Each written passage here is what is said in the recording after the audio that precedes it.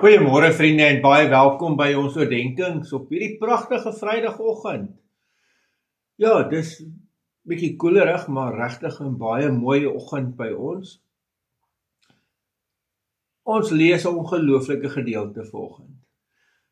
Jesaja 40 vers 12, 13 en 14 en ek onthou een van die eerste Gospel series wat ek in my lewe gekoop het, was een van Piet Smit en hy het 'n pragtige lied geskryf op hierdie verse en ek kan dit gerus gaan luister ook. Maar wat jy moet hoor is, jy moet hierdie pragtige gedig hoor en wanneer ons dit klaar gelees het, moet jy net sê, wow, jy moet absoluut verwonderd wees en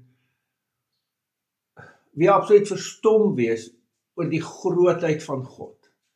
So hoor die verse.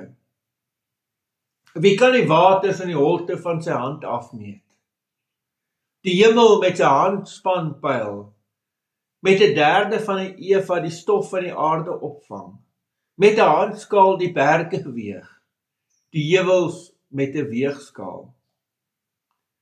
Wie kan die gees van die Here pyl? Wie is die mens wat aan hom sy raadsbesluit bekend maak? Met wie beraadslag hy en wie hou hom op hoogte? Wie onderrig hom oor die verloop van 'n regsaak? Wie dra aan hom kennis oor? En die pad van wyse beskikking, wie maak dit aan hom bekend? Vriende, wat hierdie verse wil sê vir die volk is dat net so groot as wat die skepping is. Nee, dit is net vir ongelooflik, dat al die waters van die aarde, dat God dit in die holte van sy hand afmeet. Hy sit al die berge, ek kyk nou uit na berge hier rondom my.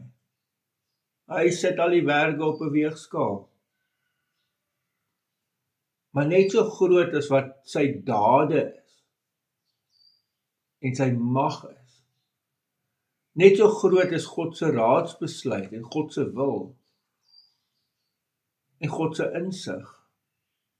Ons kan tog nie vir hom raad gee nie. Partykeer dink ons wil nie. Partykeer wil ons vir die Here voorskryf hoe hy moet werk.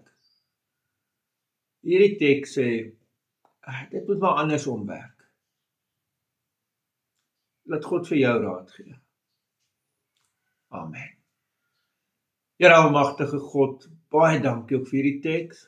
Dankie dat ons dit mag lees. Dankie dat ons net weer oorbewus kan word van u grootheid. In die naam van ons Here Jesus Christus. Amen.